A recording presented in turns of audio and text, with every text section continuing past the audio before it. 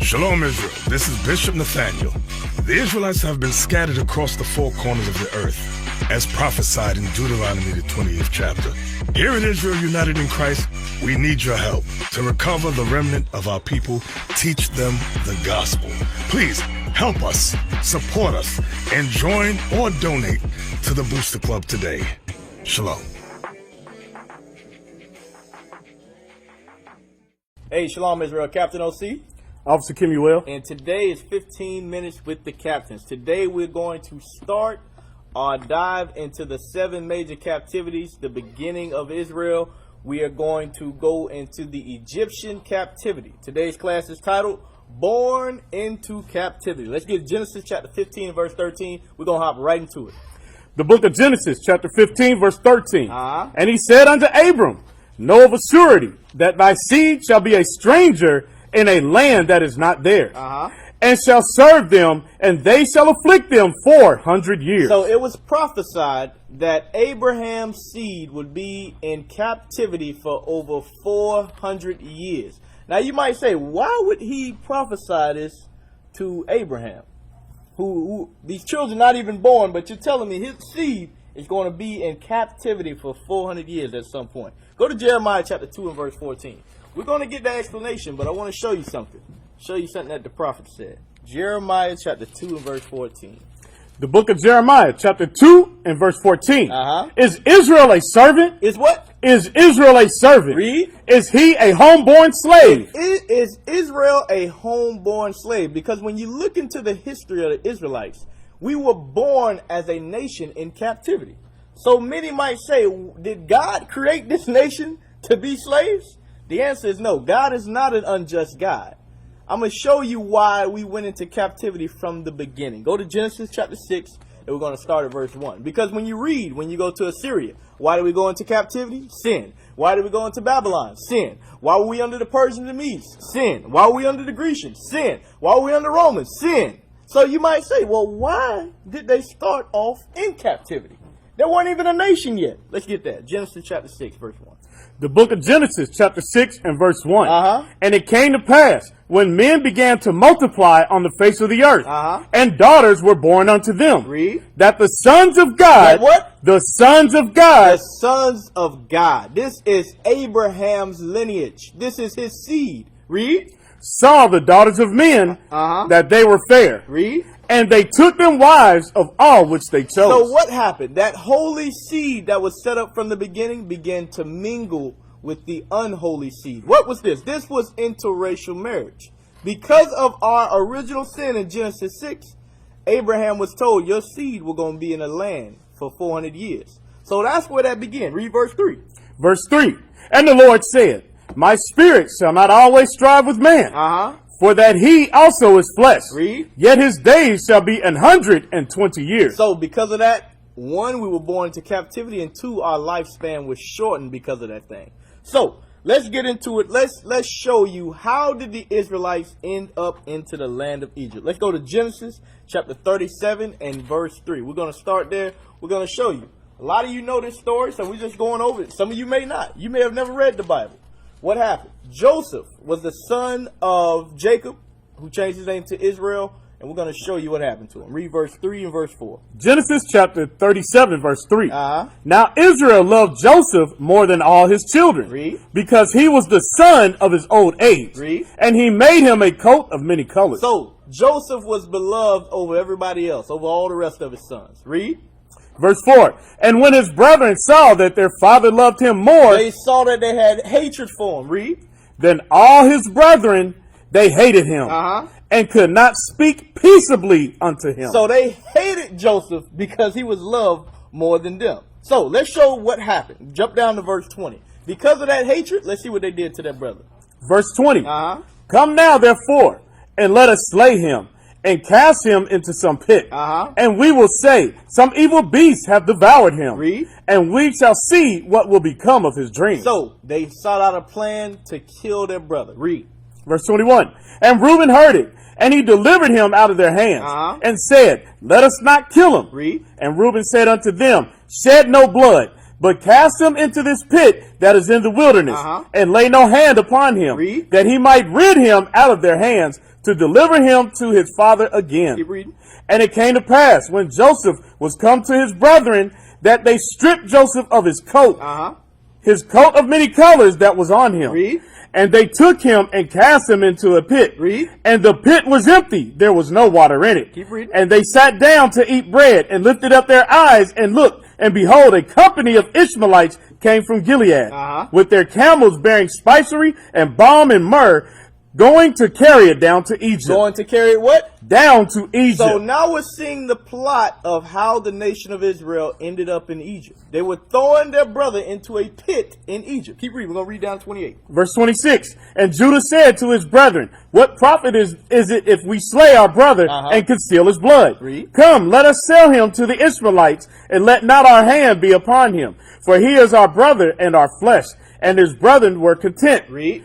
Then there passed by Midianite merchantmen, and they drew and lifted up Joseph out of the pit, and sold Joseph to the Ishmaelites for 20 pieces of silver. So they sold their own brother for 20 pieces of silver. Read. And they bought Joseph into Egypt. And they what? Bought Joseph into Egypt. So this is the start of our dwelling in Egypt. Go to Wisdom of Solomon, chapter 10 and verse 13. What you'll find when you're reading the book of Wisdom of Solomon, basically it gives a more detailed account of a lot of what happened during the book of Exodus. So during this class, we're going to go to the book of Wisdom of Solomon a lot. We're going to bounce back and forth. Read that, verse 13 and 14. The book of Wisdom of Solomon, chapter 10, verse 13. When the righteous was sold. When the what? When the righteous was sold. Who was the righteous? Joseph. Read.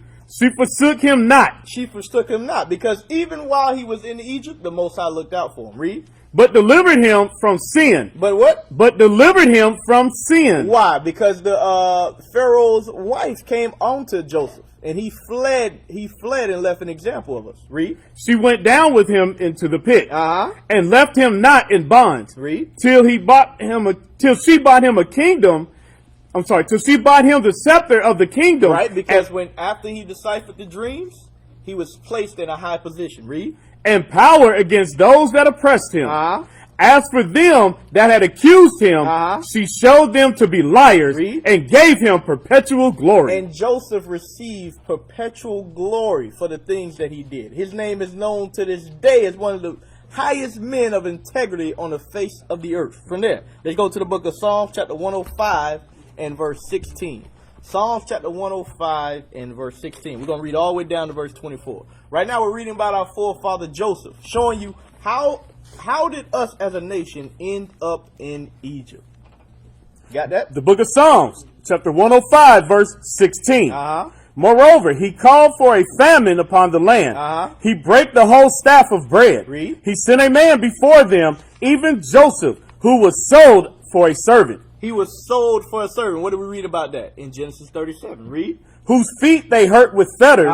He was laid in iron. Right, because after he was accused of adultery, he was thrown in prison. Read. Until the time that his word came.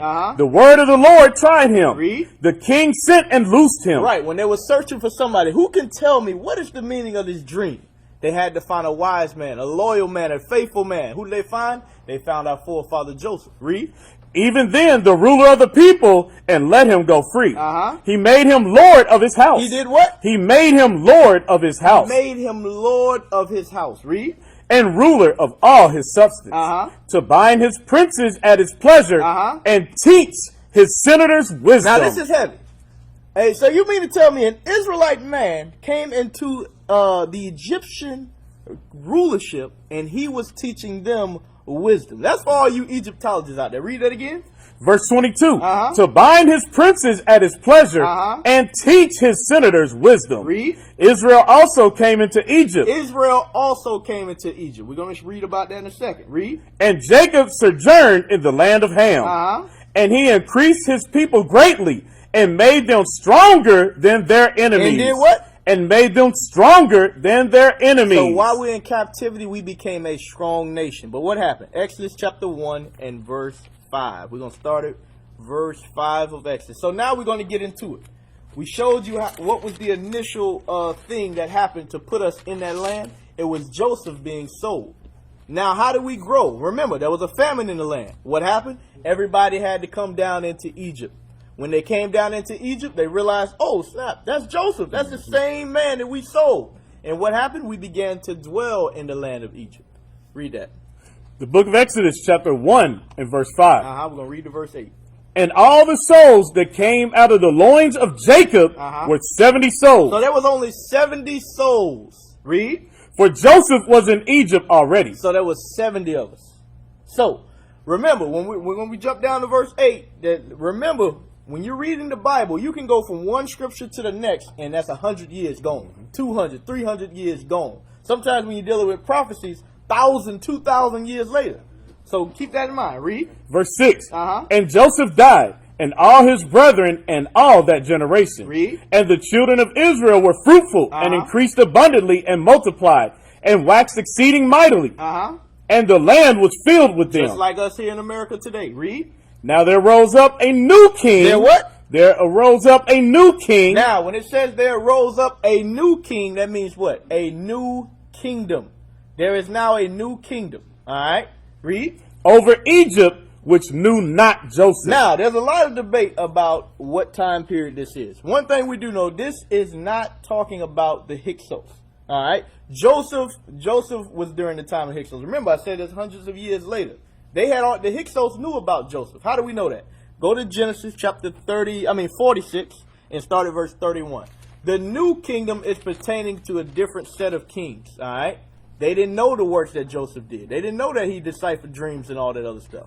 All right, read that. The book of Genesis, chapter 46, verse 31. And Joseph said unto his brethren and unto his father's house, I will go up and show Pharaoh and say unto him, my brethren and my father's house, which were in the land of Canaan, are come unto me. Read. And the men are shepherds, for their trade hath been to feed cattle, and they have bought up their flocks and their herds and all that they have. So he told them to tell the Pharaoh that you are shepherds. Why? Keep reading. Verse 33, and it came to pass when Pharaoh shall call you and say, what is your occupation?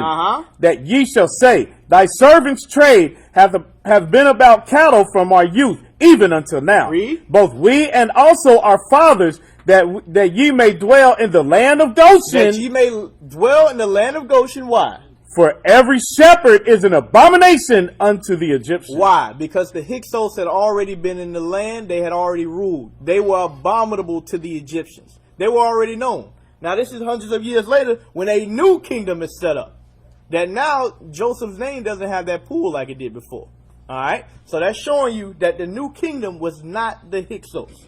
Now let's go back to Exodus and let's pick up at verse 9.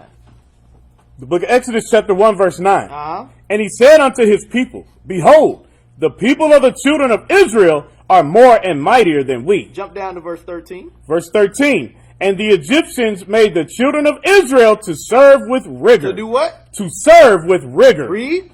And made their lives bitter with hard bondage in mortar and in brick and in all manner of service in the field. And all their service wherein they made them serve was with rigor. So what happened? The Israelites became slaves in Egypt. That is what happened. Guess it sounds very familiar to what happened here in America. When you read, we skipped over it for time, but it says they built them treasure cities, Pithom and Ramses. But hard bondage for over 400 years. That's why the scripture says the things written aforetime was what? Written for your learning. Now, go to Exodus chapter 2 and verse 23. So, we were in slavery.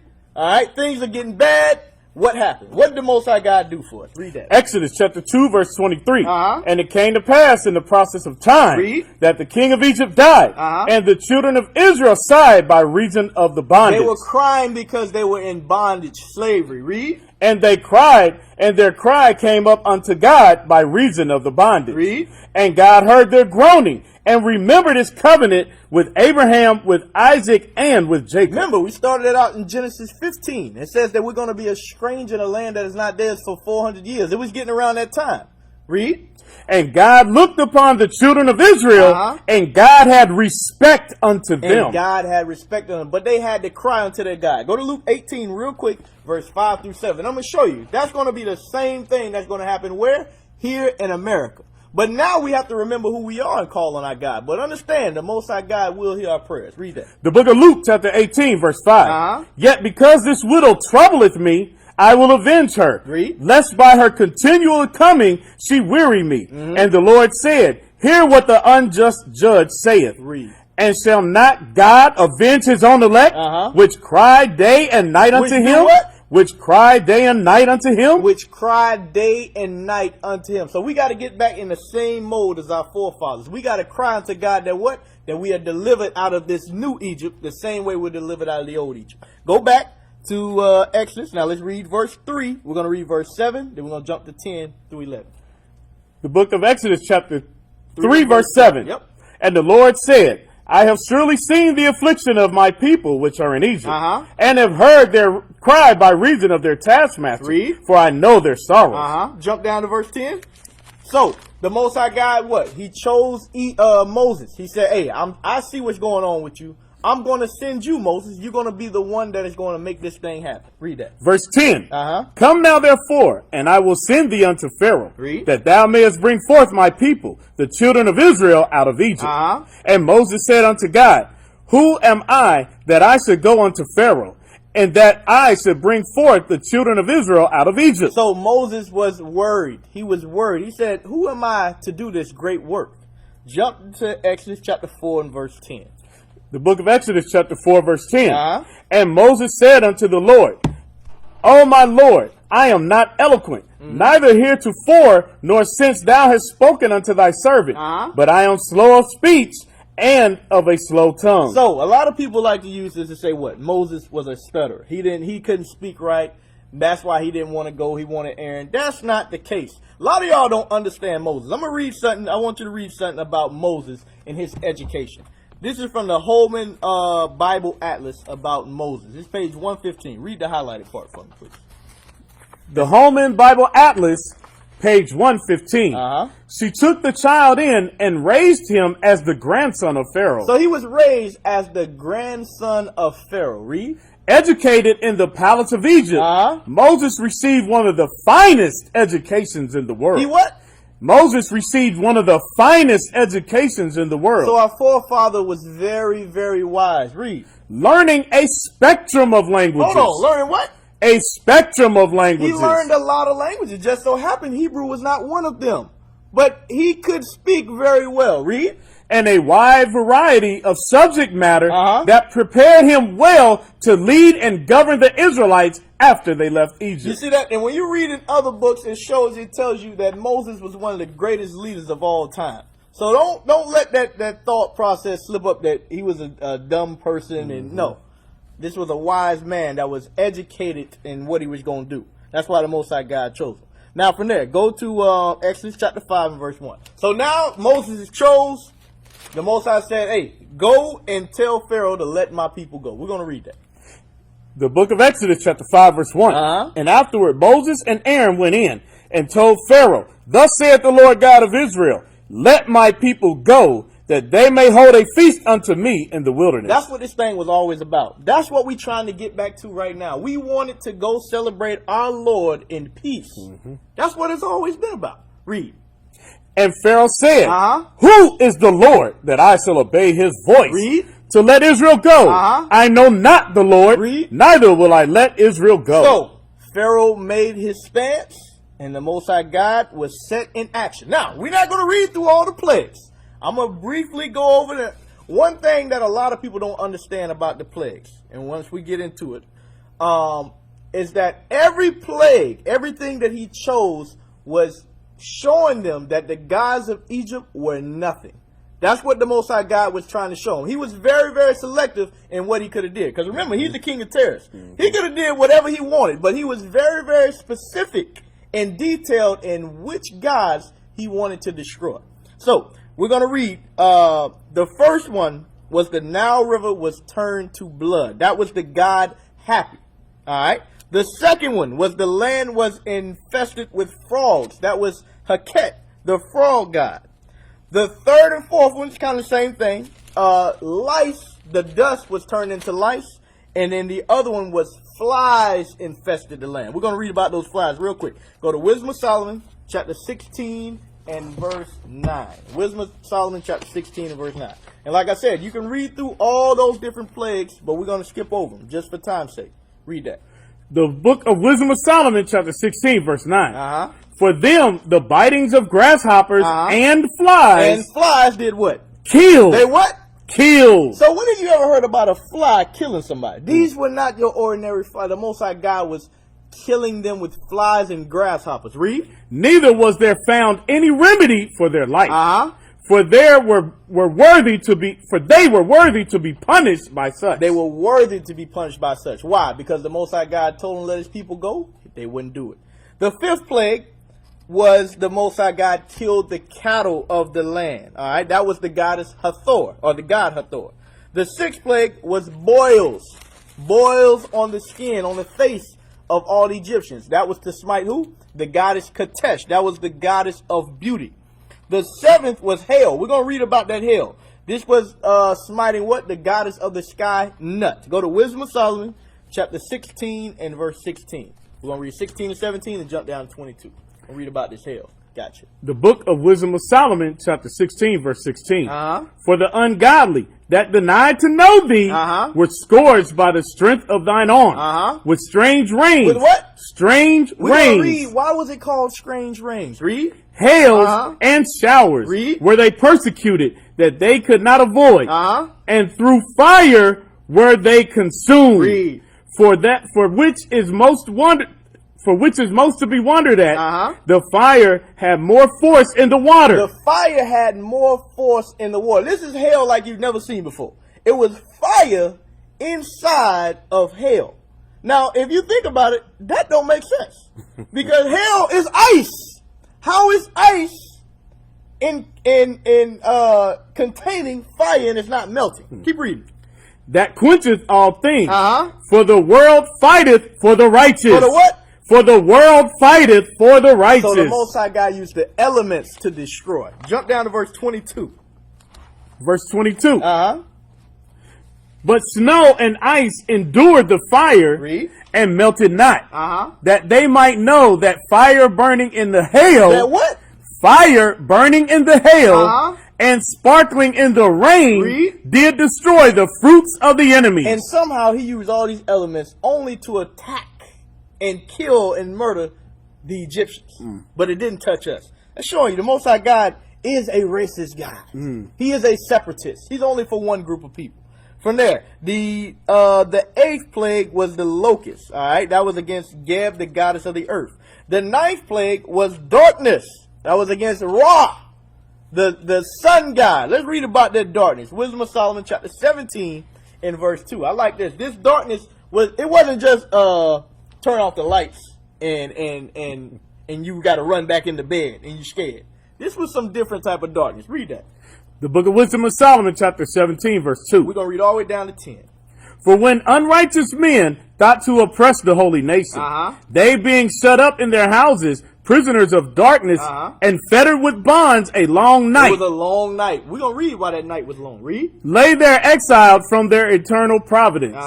For they supposed to lie in their secret sins they were scattered under dark veil and forgetfulness, being horribly astonished. Being what? Horribly astonished and troubled with strange apparitions. When you look up a strange apparition, that's like you seeing ghosts. This darkness brought ghosts. They were like, because it's so dark, your mind starts playing tricks on itself. It's just like if you see a snake early in the day, you out in the yard, the rest of your day you think you see a snake. You're like, oh, snap, do I feel a snake? That's what was happening. He was sending strange apparitions. Read. Verse 4. For neither might the corner that held them kept them from fear, Read. but noises as of waters falling down sounded about them. Read. And sad visions appeared unto them with heavy countenances. And sad visions. They were seeing stuff. Read. No power of the fire might give them light. The darkness was so heavy they couldn't light a fire. Read. Neither could the bright flames of the stars endure to lighten that horrible night. You couldn't see the stars. It's so dark. Man, it's so dark you can't see the stars. That don't even make sense because the stars are supposed to be brighter the darker it is. But it was so dark the light couldn't get through. Read. Only there appeared unto them a fire kindled of itself, very dreadful. Read. For being much terrified, they thought the things which they saw to be worse than the sight they saw not. So they were thinking they seeing stuff that scared us. I can't even explain that one.